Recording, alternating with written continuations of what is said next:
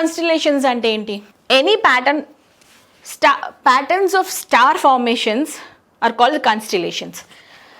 అంటే మీరు అందరూ చిన్నప్పుడు ఇప్పుడు కూడా ఆకాశం చూస్తే బోల్డ్ నక్షత్రాలు కనిపిస్తాయి. ఎప్పుడప్పుడు అబ్జర్వ్ చేసి ఉంటారు. కొన్ని పోలార్ బేర్ షేప్లో ఉంటాయి, కొన్ని ఏమొచ్చి ఒక ఏదో డీర్లా కనిపిస్తుంది, యారోలా కనిపిస్తుంది. అంటే చిన్నప్పుడు ఎప్పుడప్పుడు ఏదో పాయింట్ ఆఫ్ టైంలో మీరు అవన్నీ చూసి ఉంటారు. ఇలాగ ఉండే వాటినే కాన్స్టలేషన్స్. అంటే any star formations, any patterns of stars is called constellations అనమాట. సో ఇలాగా మనకి చాలా కాన్స్టలేషన్స్ ఉన్నాయి. ఎనీ గ్రూప్ ఆఫ్ స్టార్స్ అంటే కొన్ని స్టార్స్ కలిపి మనకి ఏదో షేప్లో ఏదో ఆకారంలో కనిపిస్తే దాన్ని కాన్స్టలేషన్స్ అంటారు. సో ఇలాంటివి మనకి చాలా కాన్స్టలేషన్స్ ఉన్నాయి. లైక్ మన జోడియాక్ సైన్స్ ఎలా వచ్చాయి అనుకుంటున్నారు? మన 12 రాశులు ఉన్నాయి కదా, మేషం, మకరం, కుంభం, ఇవన్నీ star ప్యాటర్న్సే.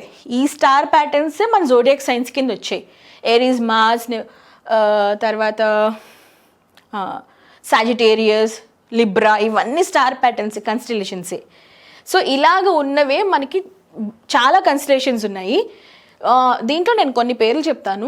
Ursa major, Ursa minor, కెమిలోపారడీస్, సిలోపారడీస్, కెసోపియా, ఒరిగా, వేగా, డ్రాకో, హెర్క్యులిస్ వినే ఉంటారు, చాలా ఫేమస్ నేమ్ ఇది. బూటీస్, క్యానీస్ లాగా. సో దీంట్లో మనకి కనిపించేది అంటే మన ఎర్త్ నుంచి నేకెడ్ అయితే మనకి కనిపించేది ఉర్సా మైనర్ అనమాట. Which is the only constellation which can be viewed from earth with naked I అంటే ఉర్సా మైనర్ అని అడగండి. ఉర్సా మైనర్ రాయండి. దాంట్లో కూడా దీన్నే మనం హిందీలో, తెలుగులో సప్తరిషి మండలం అని అంటారు. సప్తరిషి మండలం ఎందుకంటారంటే ఇక్కడ మీకు చూస్తే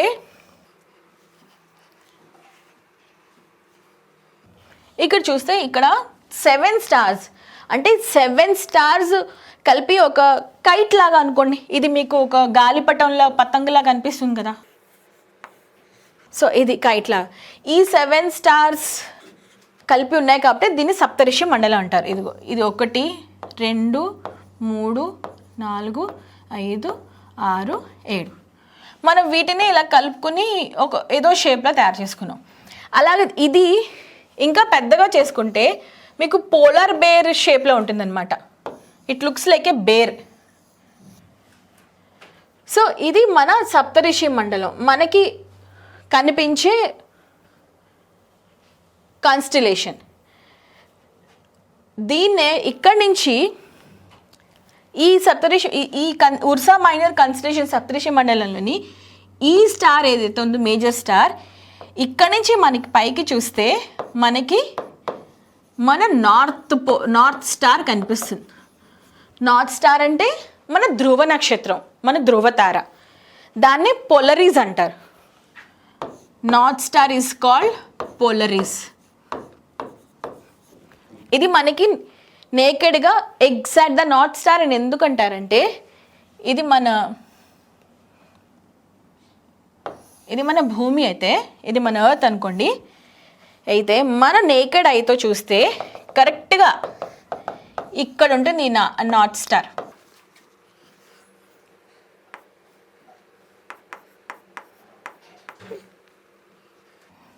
ఇది మన నార్త్ స్టార్. అదే దానే నార్త్ పోల్ కూడా అంటారు. North star or north pole or ధ్రువతార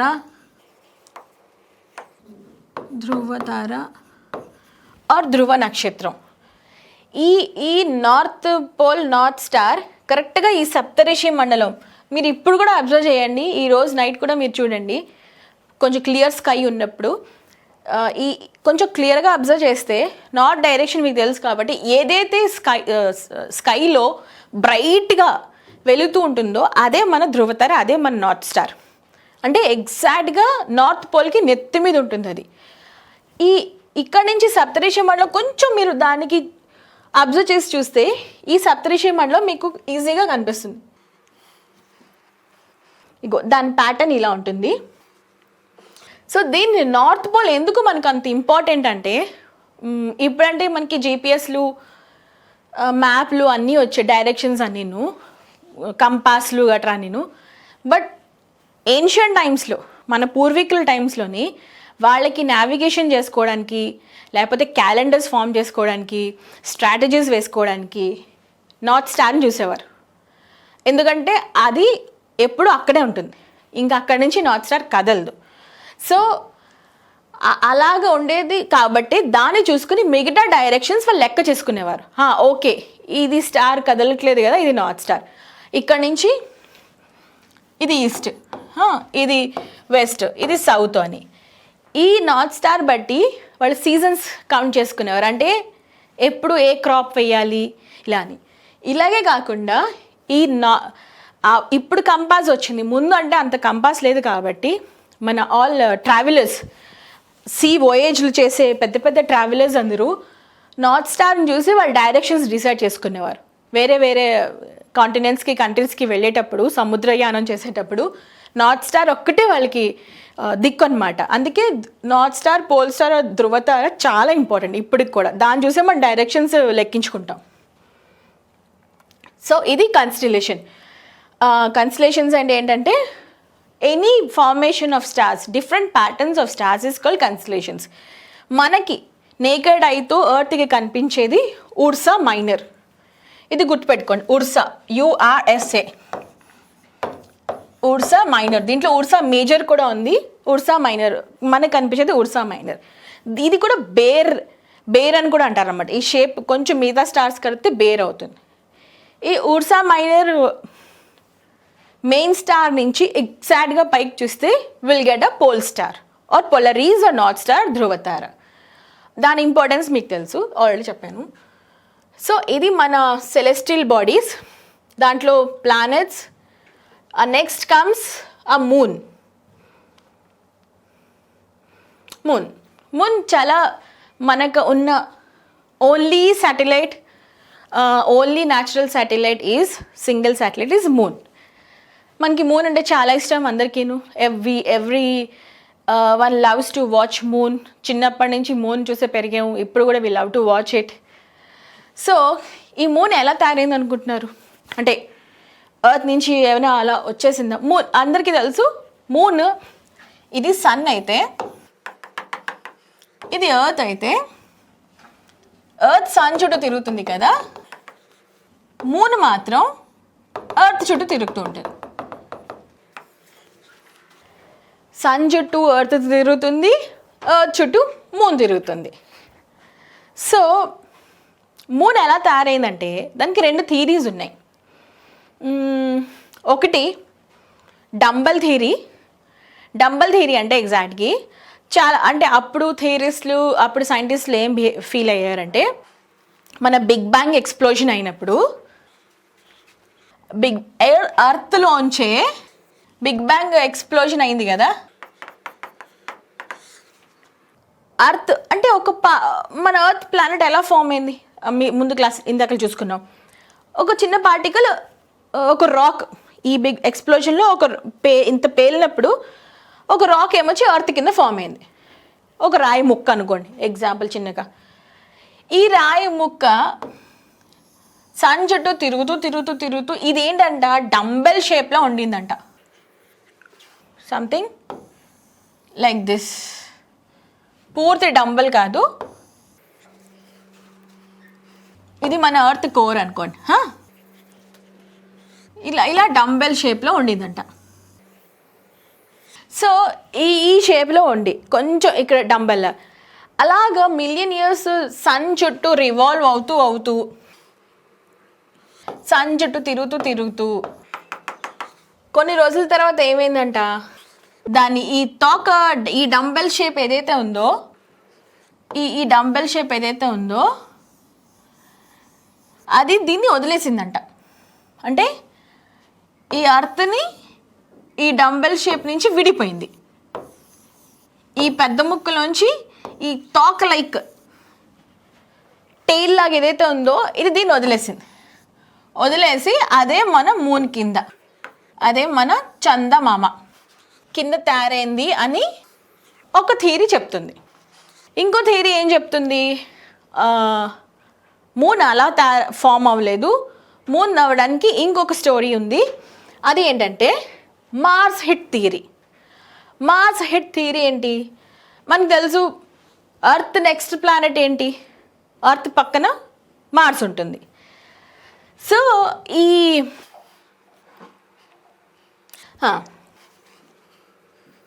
ఇది మన ఎర్త్ కదా, ఇది మార్స్ కదా. ఏమైందంటే ఈ మన ఎర్త్ని అది పాపం దాని మీద ట్రావెల్ చేస్తుంటే మార్స్ వచ్చి ఎర్త్ని గుద్దిందంట. ఇలాగ ఎర్త్ ఉండి ఇలా మార్స్ ఉంది కదా. సమ్ పాయింట్ ఆఫ్ టైం ఎప్పుడు ఎన్ని మిలియన్స్ ఇయర్ క్రితమో ఈ మార్స్ వచ్చి ఎర్త్ని హిట్ చేసింది. హిట్ చేసినప్పుడు ఎర్త్కి ఇక్కడ దెబ్బ తగిలి, అంటే ఈ ముక్క విరిగిపోయి ఇదే మన మూన్ కింద ఫామ్ అయింది అంటారు. సో మన చంద్రుడు ఎలా తయారయ్యాడు అనడానికి 2 థియరీస్ ఉన్నాయి. ఒకటి డంబెల్ థియరీ, అంటే ఎర్త్ ఈ స్టేజ్లో ఇలా డంబెల్ లాగా ఉన్నది కాస్త సన్ చుట్టూ తిరిగి దాన్ని డంబెల్ని వదిలేసి డంబెల్ ముక్కను వదిలేసింది. ఈ మిగిలిన ఇక్కడ తోక కట్ అయిపోయింది, ఇదే మన చంద్రుడు అని ఒక థియరీ. ఇంకో థియరీ ఏంటంటే ఎర్త్ ఏమొచ్చి దాని తిరుగుతూ ఉంటే మార్స్ వచ్చి ఎర్త్ని కొట్టింది, హిట్ చేసింది, అంటే gave a big blast like. అయిన తర్వాత అప్పుడు ఇక్కడ ఒక ముక్క విరిగిపోయిందంట ఎర్త్కి. సో ఎర్త్ ఏమైంది పాప, ఈ ముక్క విరిగిపోయింది. ఈ విరిగిపోయిన ముక్క ఇది మన మూన్ అయిందంటారు. సో అలాగే 2 థియరీస్ ఉన్నాయి ఎర్త్ మూన్ ఫార్మేషన్కి. మూన్ మన ఎర్త్కి ఉన్న ఓన్లీ ఒక శాటిలైట్ ఏంటంటే మూన్ది షేప్ ఇట్ కీప్స్ చేంజింగ్. మీకు తెలుసు అమావాస్య, పున్నమి, క్రెసెంట్ మూన్ ఇలా అంటారు. ఇలా ఎందుకు అయిందంటే ఇది మన ఎర్త్. సో ఇది మూన్ అనుకోండి, ఇది సన్.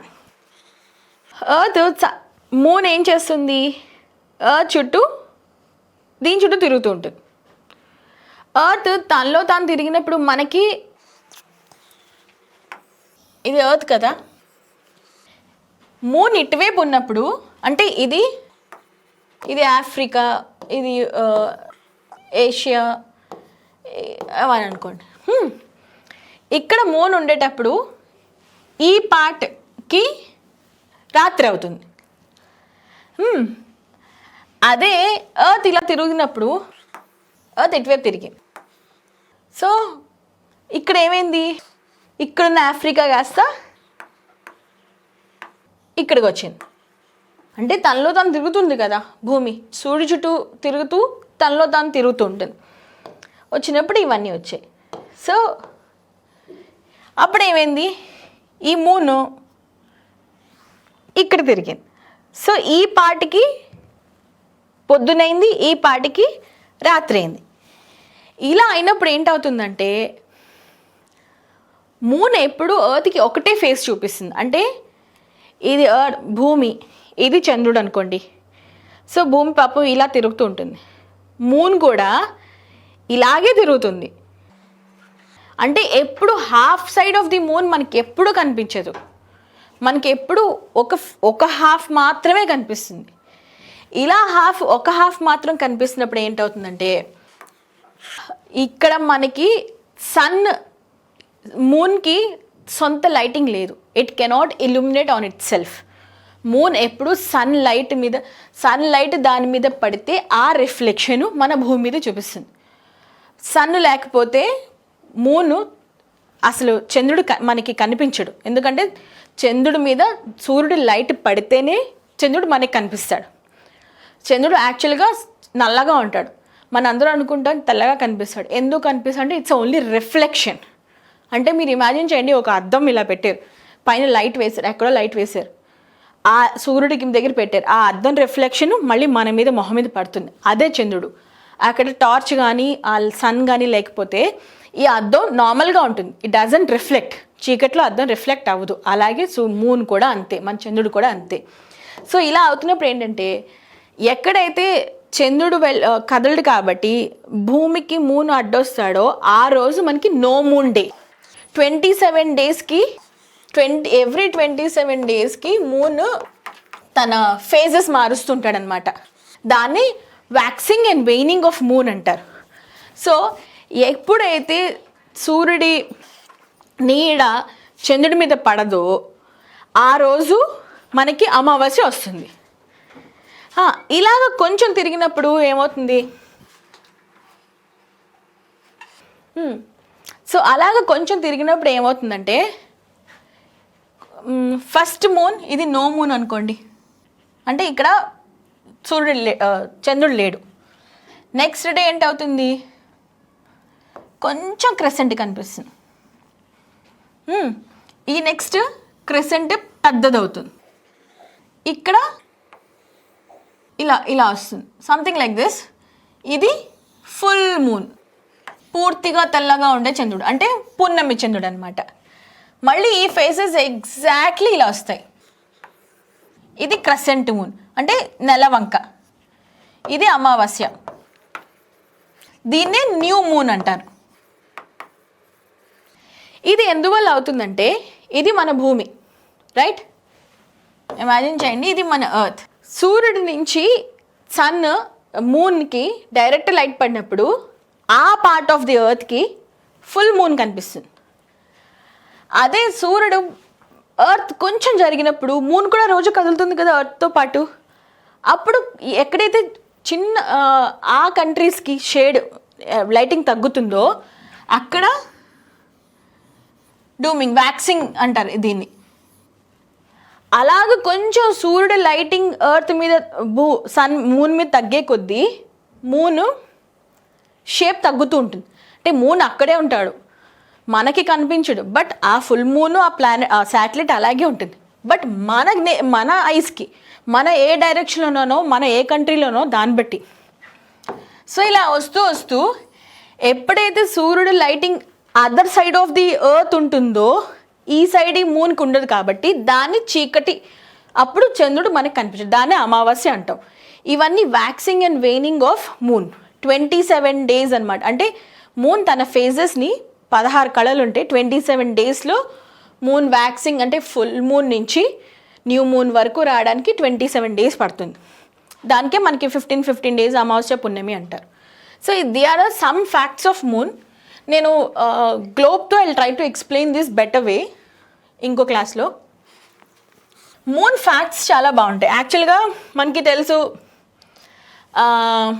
ఎర్త్ మీద అంటే టైడ్స్, సముద్రంలోని అలలు, high tides and low tides కారణం మూన్. ఎందుకంటే moon has gravitational pull. Moon మనకి చాలా దగ్గరలో ఉంటాడు కాబట్టి మూన్ మనకి కనిపిస్తాడు. సో ఈ గ్రావిటీ వల్లే ఎర్త్ని మన సముద్రం, మీరు అందరూ ఎక్కడో బీచ్కి వెళ్ళే ఉంటారు, ఎప్పుడైనా ఫుల్ మూన్ డే నాడు సముద్రంకి వెళ్ళండి. టైడ్స్ నార్మల్ డేకి ఫుల్ మూన్ డేకి టైడ్స్ హైట్ పెరుగుతుంది, టైడ్స్లో ఫోర్స్ పెరుగుతుంది. So if you observe this a small phenomena, మీకు ఇఫ్ పాసిబుల్ అయితే జస్ట్ జాగ్రఫీ అంటే జస్ట్ అబ్జర్వింగ్ నేచర్. మీ చుట్టుపక్కల ఉన్నది ప్రతి ఒక్కటి అబ్జర్వ్ చేయండి, ప్లాంట్ దగ్గర నుంచి, సన్ దగ్గర నుంచి, స్టార్స్ దగ్గర నుంచి. It's free of cost, nothing to invest on this. So చేస్తే మీకు ఆ టైడ్స్ కనిపిస్తుంటాయి. ఎందుకంటే ఫుల్ మూన్ అప్పుడు మూన్ మనకి దగ్గరగా ఉంటాడు, we can visualise him totally fully. So ఆ పుల్ లాగుతుంటుంది. సో ఇది అందరికీ తెలిసిన ఫ్యాక్ట్. టైడ్స్కి, సముద్రంలోని టైడ్స్కి, అలలకి కారణం one of the reason is moon. ఇంకొక ఫ్యాక్ట్ చెప్తాను నేను, ఇంట్రెస్టింగ్ది. అదొక్కటే కాదు, moon makes the Earth move as well as tides. Moon వల్ల ఎర్త్ కూడా మూవ్ అవుతుంది. మనం ఇప్పటివరకు ఓన్లీ టైడ్సే అనుకున్నాం.